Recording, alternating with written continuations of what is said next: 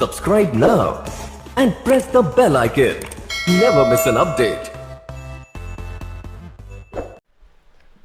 Hello दोस्तों, तो आप लोग का फिर से स्वागत है हमारी आज की एक और नई वीडियो में। आज की इस वीडियो हम क्लास 10th का जो प्रश्नावली 7.3 दिया गया है उसका जो क्वेश्चन 4 दिया गया है उसको सॉल्व करेंगे। और इससे पहले के वीडियो में हम क्वेश्चन 3 तक आपको सॉल्व करके दिखा दिए। यदि उनका वीडियो आप नहीं देखे हैं तो हमारे प्ले लिस्ट में जाके उनका वीडियो देख सकते हैं, वो अभी भी अवेलेबल है। तो इसका जो हमारा प्रश्न चौथा दिया गया आज की वीडियो हम लोग उसको आपको सॉल्व करके दिखाएंगे। तो ये जो चौथा प्रश्न दिया गया उसमें क्या दिया गया, देखिए, उस चतुर्भुज का क्षेत्रफल ज्ञात कीजिए। उस चतुर्भुज का क्षेत्रफल ज्ञात कीजिए जिसके शीर्ष इस क्रम में है।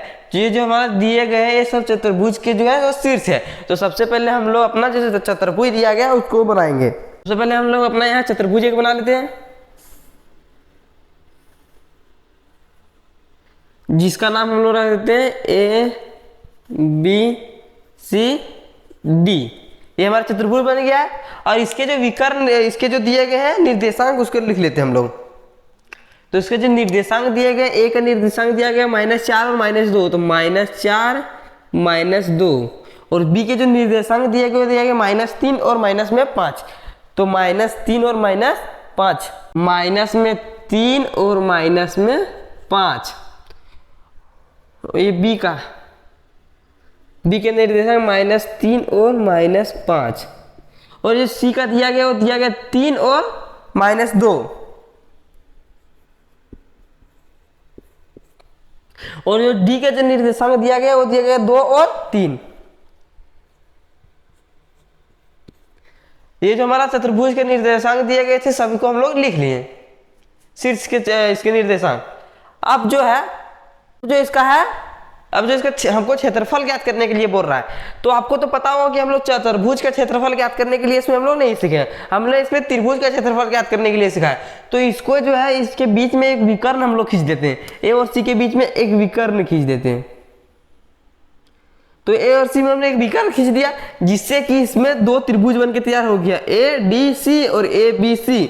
तो जब हम इन दोनों त्रिभुजों का क्षेत्रफल निकाल के जोड़ देंगे तो ये पूरा चतुर्भुज का क्षेत्रफल निकल जाएगा। तो सबसे पहले हम लोग ABC का क्षेत्रफल निकालते हैं। तो ये लिखते हैं हम लोग त्रिभुज ABC का क्षेत्रफल।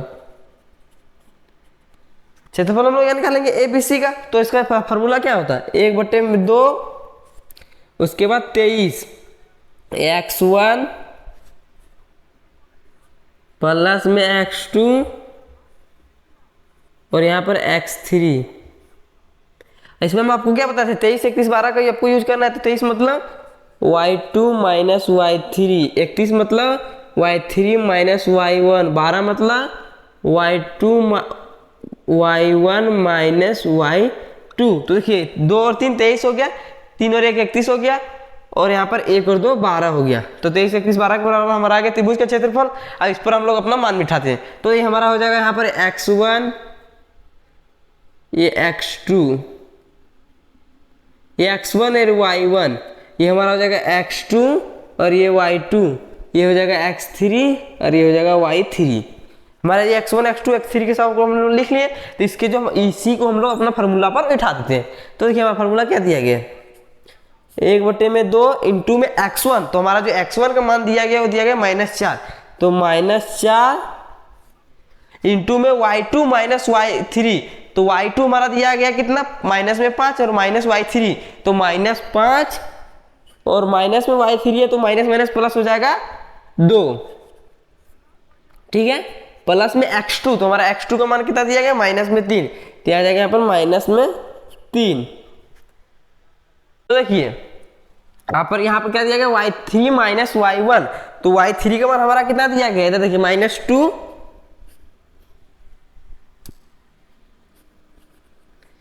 उसके बाद माइनस में y1, तो y1 का मान हमारा कितना दिया गया, -2, तो माइनस और माइनस यहाँ प्लस हो जाएगा 2, प्लस में x3, तो हमारा x3 कितना दिया गया 3, इंटू में y1 - y2, तो y1 का मान हमारा दिया गया कितना,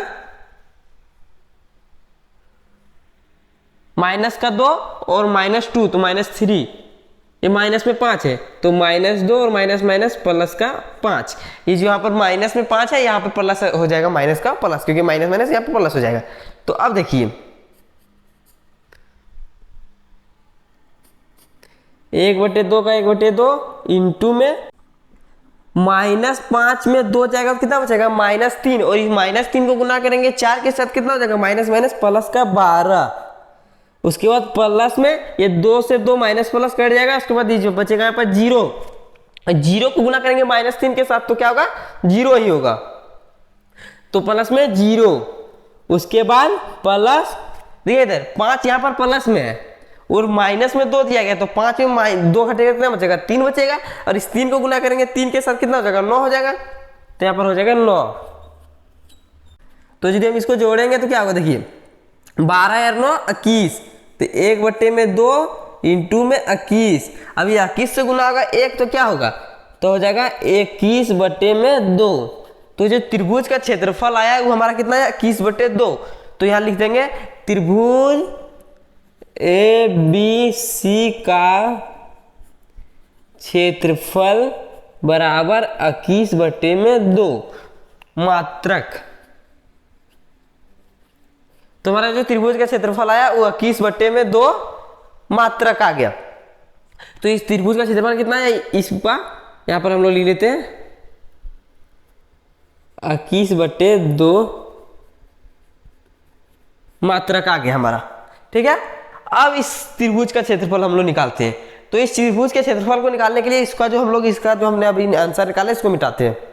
तो अब देखिए इसका तो हम लोग क्षेत्रफल निकालेंगे, अब ADC का क्षेत्रफल निकालेंगे तो उसको इसमें जोड़ देंगे, तो हमारा AD का क्षेत्रफल रह जाएगा, तो x1 और y1 तो यही रहेगा, तो x2 और y2 हमारा हो जाएगा ये x2 और y2, और x3 और y3 यही रहेगा। अब हमारा जो त्रिभुज का क्षेत्रफल भी यही रहेगा, तो इसके जगह पर हम लोग उनका मान रखते हैं। तो जगह यहाँ पर देखिए 1/2 इंटू में x1, तो हमारा x1 का मान कितना दिया गया -4, तो -4 इंटू में y2 माइनस y3, तो y2 का मान हमारा कितना दिया गया, देखिए y2 का मान दिया गया 3 माइनस में y3, तो यह माइनस में y3 है।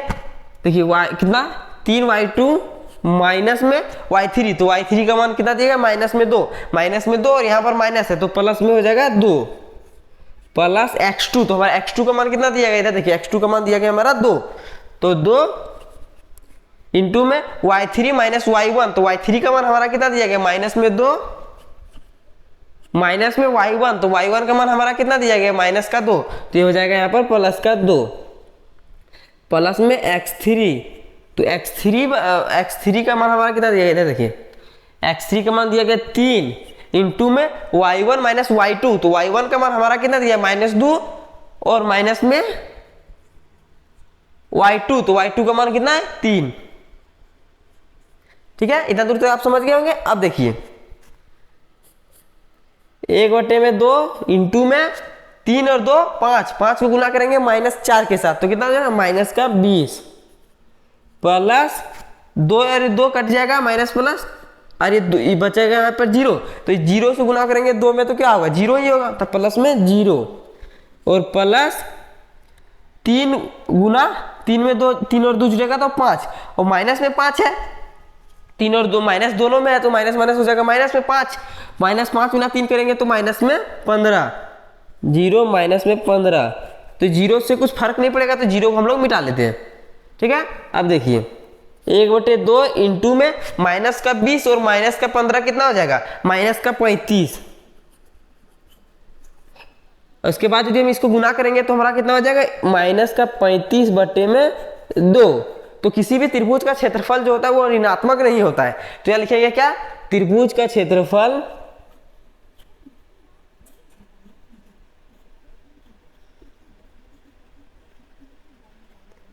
ऋणात्मक नहीं होता है।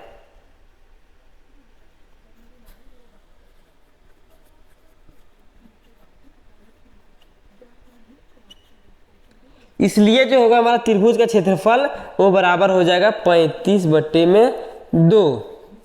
कौन सा त्रिभुज का क्षेत्रफल ADC, तो यहाँ लिख लेते त्रिभुज ADC का क्षेत्रफल कितना है हमारा 35/2 मात्रक।